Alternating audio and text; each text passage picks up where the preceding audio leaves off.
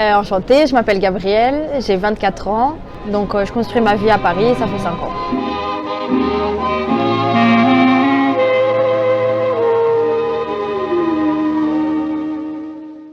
Oui, oui, très amoureuse.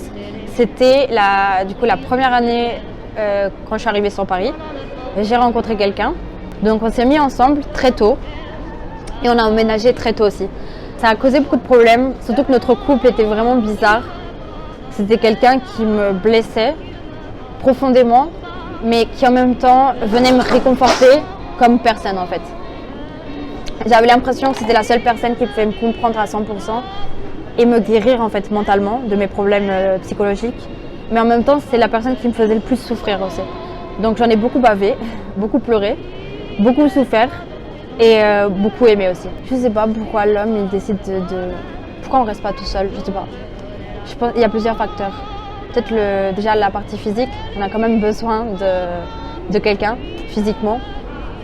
Être seul trop longtemps, c'est un peu perturbant. On n'est tout simplement pas fait pour être seul, je pense. L'amitié et l'amour, ça se ressemble quand même un petit peu. La seule différence, je dirais, c'est vraiment la partie intime, je pense.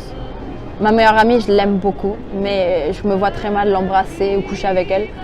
C'est pour ça, c'est impossible. Donc, ça se différencie un peu de l'amour couple. Ce qui est pareil, en tout cas, c'est que les personnes avec qui on est, qu'on aime beaucoup, elles ne nous appartiennent pas en fait. Parfois, on a tendance un peu à s'approprier, à essayer de garder pour nous les personnes qu'on aime. On a peur de les perdre. Parfois, on se sent un peu trahi parce qu'elle a d'autres amis. Quand ma meilleure amie fait quelque chose sans moi avec quelqu'un d'autre, parfois j'ai un peu ce sentiment de trahison. De moi aussi, j'ai envie de faire partie de ta vie, de faire partie de tes souvenirs, d'être là à ce moment-là. Et ça blesse un peu. Mais elle est libre, elle n'est pas à moi, elle est indépendante. Et elle sera jamais à moi, comme moi je serai jamais à elle. Et un couple c'est pareil en fin de compte. La famille c'est différent. La famille je pense on n'a pas trop le choix. On a grandi avec, je pense que c'est presque de l'amour obligé. Les parents c'est les parents. Même pour eux, c'est un amour différent je pense aussi. C'est un amour vraiment, alors ça c'est quelque chose qui me dépasse encore plus parce que je l'ai pas encore vécu. Un amour qui là justement, on n'a rien construit, on ne connaît pas l'être qui vient de naître, on l'a jamais vu de notre vie et pourtant on l'aime de tout cœur. Comment c'est possible? Donc voilà. Mon cœur qui bat.